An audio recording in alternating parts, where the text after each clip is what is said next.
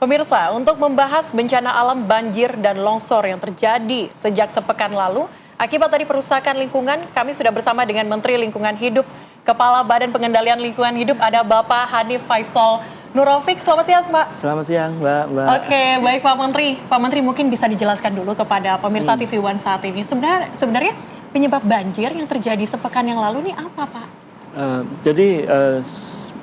Menteri Ilham tentu, Kementerian Ilham tentu setiap terjadi bencana banjir atau bencana apapun, kita akan lihat dari kapasitas dan kemampuan landscape-nya.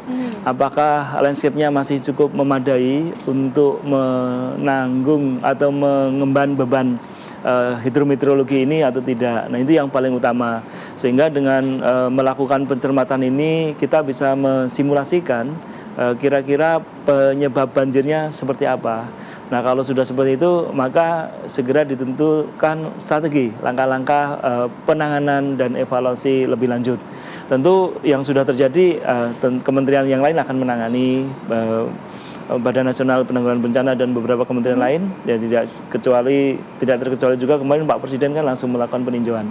Kami dari sisi lingkungan tentu harus mengevaluasi seberapa mampu sih sebenarnya landscape kita ataupun ekosistem kita menanggung bencana hidrometeorologi yang tentu akan berlangsung tidak hanya hari ini, akan berkali-kali. Nah, itu yang kemudian kita tentukan langkah-langkah evaluasi dan tindak lanjutnya.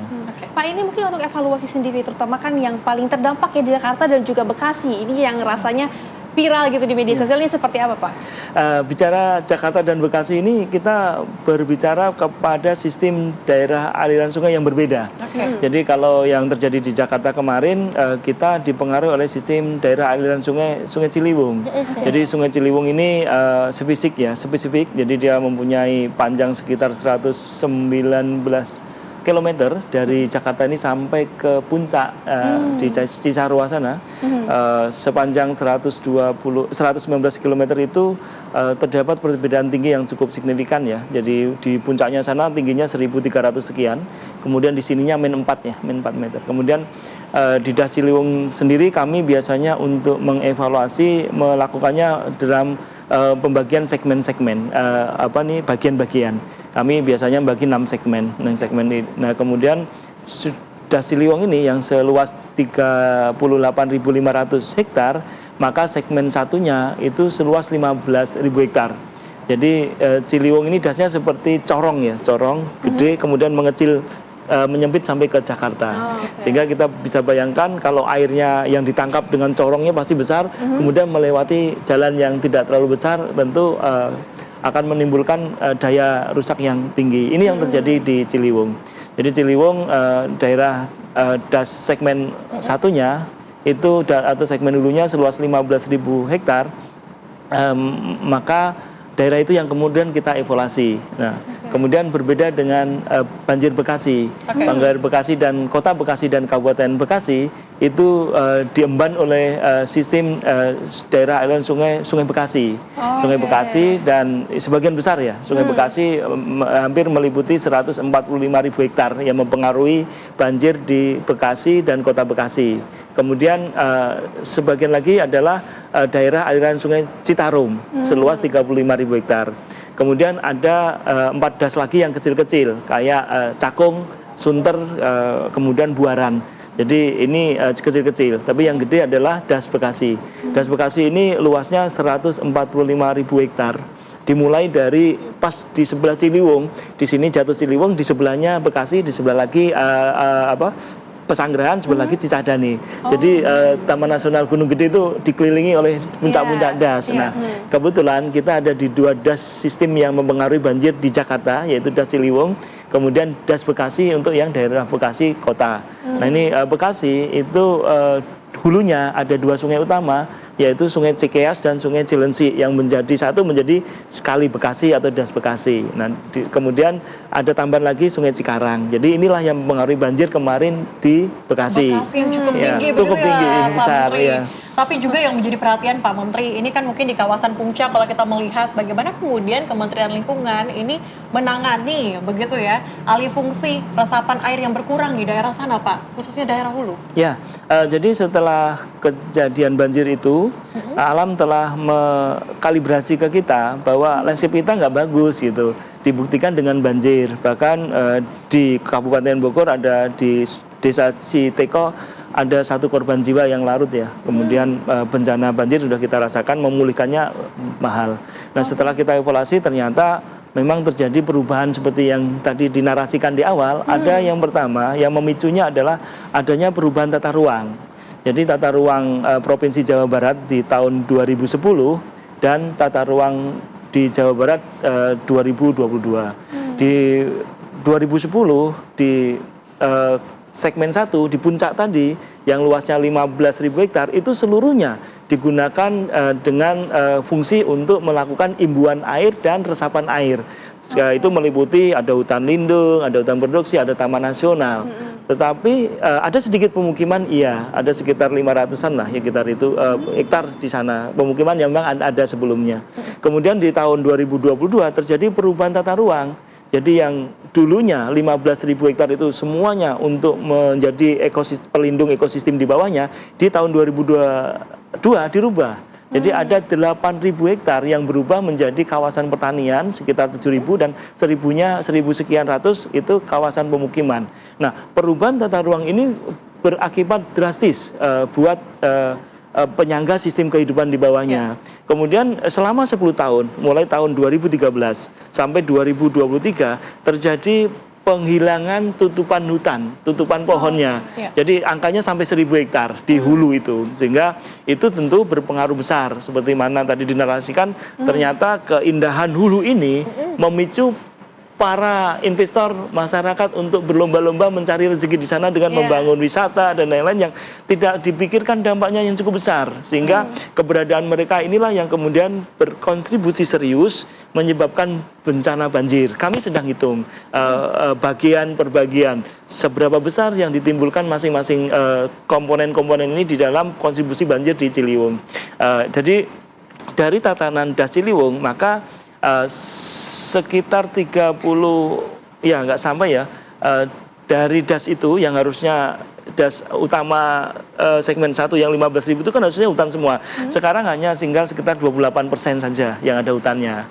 Jadi kalau kita total maka jumlah das Ciliwung itu total sampai ke bawah maka tutupan hutannya hanya 17% sekitar itu. Kemudian yang lebih parah lagi Bekasi. Das Bekasi ini yang seluas 145.000 hektar itu hulunya yang ada hutannya hanya sekitar 5.000-an atau 6.000 ya. 6.000 hektar. Jadi kalau kita total 6.000 bagi 145 maka Das Bekasi ini hanya ditahan oleh pohon sebesar 3,3% saja. Ini jauh dari kecukupan landscape. Landscape secara alamiah sepertinya ada lebih dari 30% yang bertutupan hutan. Nah, Bekasi hanya 3,3%. Dengan luasan yang demikian, maka potensi bencananya akan timbul kapan saja.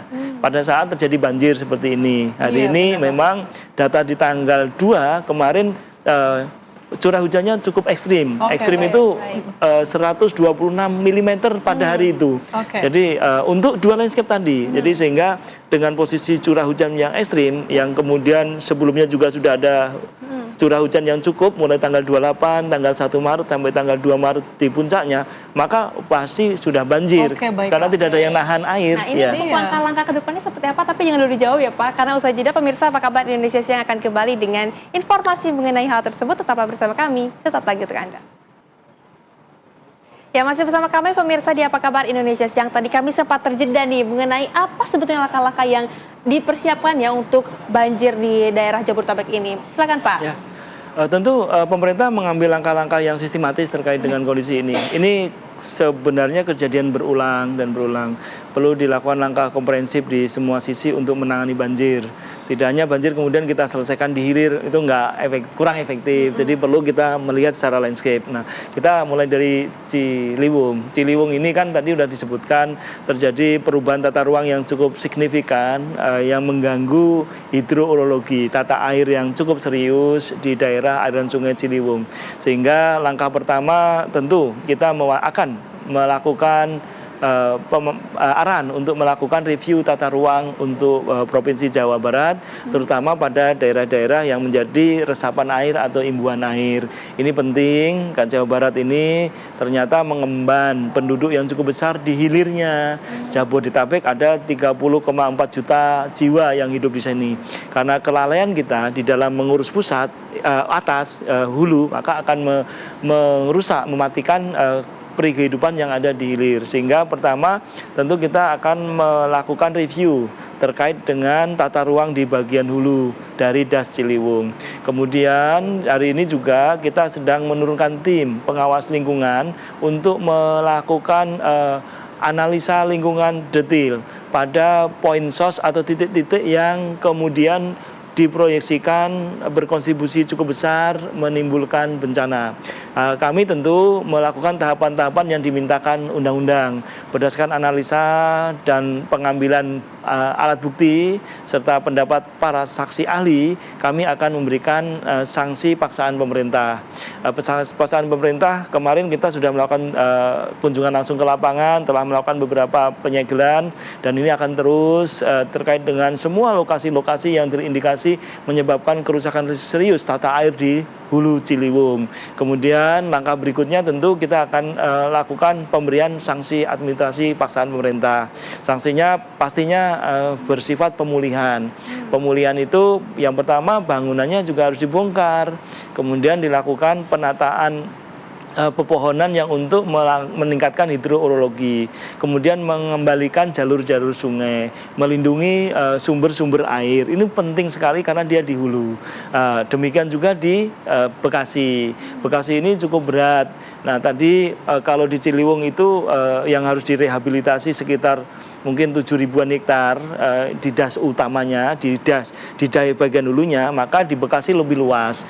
Bekasi ini catchment-nya seluas 145.000 hektar. Kita hanya punya pohon di segmen hulu saja sekitar 6.000-an hektar. Itu senilai 3,3% aja untuk daerah yang seluas Bekasi ini. Sehingga begitu terjadi bencana hidrometeorologi, maksud saya, begitu ada curah hujan yang cukup tinggi di atas 100 mm per hari yang berlangsung beberapa hari, itu sudah dipastikan akan terjadi bencana bila mana curah hujannya menyeluruh. Sehingga langkah-langkah konkret seperti mana di Ciliwung, di Bekasi juga harus dilakukan perubahan tata ruang. Tata ruang yang dulunya ada sebesar 28.000 hektar itu di catchment pusat, itu seluas 12.000 sebagai resapan air hilang, itu dirubah menjadi pemukiman, kemudian dirubah menjadi pertanian dan kawasan industri. Nah ini yang kemudian harus kita kembalikan karena di bagian hulu yaitu Das Cikias dan Das Cilengsi yang merupakan sungai hulu dari Sungai Bekasi, ini harus benar-benar dihijaukan untuk mengendalikan tata airnya karena dari bentuk batuannya dua-duanya disusun dari batuan beku luar, artinya ini gunung nggak bisa menyerap air, kemudian perosklastik, jadi dia ada pori-pori tapi hanya untuk menyimpan air saja, tidak mau menyerap, sehingga pada saat hujan turun maka akan bablas, akan terus menjadi bencana, sehingga diperlukan keberadaan hutan pegunungan. Hutan pegunungan inilah yang kemudian mengatur, mengendalikan erosivitas, jadi hujan itu tidak menjadi galak, tidak akan terbentur oleh pohonnya dan lemah, kemudian mengurangi erodivitas. Jadi erodivitasnya menjadi semakin berkurang, kemampuan dia membongkar tanah itu hilang, sehingga tanahnya meresap menjadi infiltrasi, menjadi air tanah dalam maupun air tanah dangkal, tidak menjadi air permukaan yang menimbulkan bencana. Ini yang jangka panjang dan menengah yang saat ini kita lakukan untuk terkait air. Untuk kualitasnya perlu juga kita cermati kepada seluruh penduduk, ayo kita jaga ini, jangan membuang sampah di sungai-sungai, sudah cukup lah itu menimbulkan bencana hari ini kan. Yang Bapak Ibu, yang teman-teman pemukiman yang tinggal di hulu ini sekarang terkirim di Bekasi. Jadi selain dia harus berjibaku menunggu surutnya air, juga sampah-sampahnya mampir ke rumah semua dan menimbulkan penyakit yang luar biasa. Mari kita lakukan dua hal langkah. Pertama itu selamatkan kuantitas air, tingkatkan kualitas air. Gitu ya. Banyak langkah yang harus kita lakukan preventif seperti yang tadi Bapak sudah sampaikan ya Pak ya. Masyarakat kemudian juga. Tapi Pak, ini yang juga kemudian menjadi perhatian kita saat ini, tadi Bapak juga sudah sampaikan ini mengenai sampah Pak. Ini setelah banjir mungkin yang jadi perhatian kita saat ini adalah sampah yang ceceran di depan rumah berhamburan begitu. Langkah dari Kementerian Lingkungan Hidup seperti apa, Pak? Jadi serius, Indonesia sedang mengalami masalah serius terkait dengan sampah. Bapak Presiden Prabowo Subianto melalui RPJMN, Rencana Pembangunan Jangka Menengah Nasionalnya, mengamanatkan kepada Menteri untuk menyelesaikan sampah ini paling tidak di masa ini, di kabinet ini di 2029, dengan nilai 100% sampah dikelola. Sampah kita hari ini sejumlah data 2023 sejumlah 56,6 juta.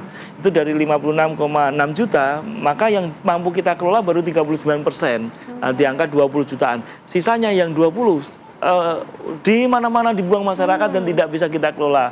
Nah, Pak Presiden ingin itu dikelola dengan cara yang meningkatkan kualitas lingkungan, kesehatan masyarakat, dan menjadikan sampah sebagai sumber daya. Sehingga tadi hari ini atas izin Pak Menko dan atas dukungan seluruh anggota DPR RI Komisi 12 terkhusus, kami telah menghentikan praktek open dumping. Jadi open dumping di seluruh Indonesia kita akhiri sudah. Praktik itu sebenarnya sudah diminta diakhiri di tahun 2008 melalui Undang-Undang 18, tetapi tidak dilaksanakan ya, hampir 13-17 tahun ya, sejak kemudian sampai 2025. Nah, apakah kita masih menunggu lagi? Saya rasa enggak. Di dalam kabinet baru kita wajib kita selesaikan, sehingga dengan menghentikan sistem open dumping tadi, harapan kami, harapan kita semua, maka pemerintah daerah dan seluruh komponen masyarakat untuk kemudian membangun mainstreamnya untuk mengelola sampahnya dengan seksama. Sekali lagi, sampah ini bukan kata-kata itu harus kita koreksi ya. Sampah itu berkah itu harus kita koreksi habis. Sampah itu menjadi kewajiban kita. Semakin banyak sampah yang Bapak Ibu keluarin, makin semakin banyak kewajiban yang harus Bapak bayarkan. Baik, kalau begitu Pak, sedikit saja himbauan untuk masyarakat dan juga pelaku bisnis seperti apa agar tidak membuang sampah dan juga menyebabkan banjir ini, Pak? Saya rasa untuk sampah, pertama kita wajib melakukan 3 langkah yang itu ramah sampah ya. Pertama, reduce, kurangi sampah. Jadi sedapat mungkin kalau kita makan sedikit ya sedikit aja, jangan ngambil banyak-banyak, karena Indonesia menyumbang food waste terbesar, mungkin nomor 2 atau nomor 1 di dunia kita food waste kita. Dari 56,6 juta itu maka separuhnya adalah food waste, sisa makanan. Jadi dikurangi. Kemudian gunakanlah reuse, gunakanlah bahan-bahan yang bisa digunakan ulang, kayak tumbler. Jadi kemana-mana wajib bawa tumbler supaya kita tidak membeli minum botol plastik. Kemudian recycle, jadi kita daur ulang yang kita bisa daur ulang. 3 hal ini wajib dilakukan oleh semua komponen. 3 hal penting begitu ya yang harus kita lakukan sebagai tindakan preventif. Terima kasih Pak Menteri hari ini sudah bergabung bersama dengan kita di sini untuk menjelaskan apa sebenarnya penyebab banjir dan juga langkah konkret yang saat ini sedang dipersiapkan. Terima kasih Pak Menteri sudah bergabung di Apa Kabar Indonesia siang hari ini. Sehat selalu Pak.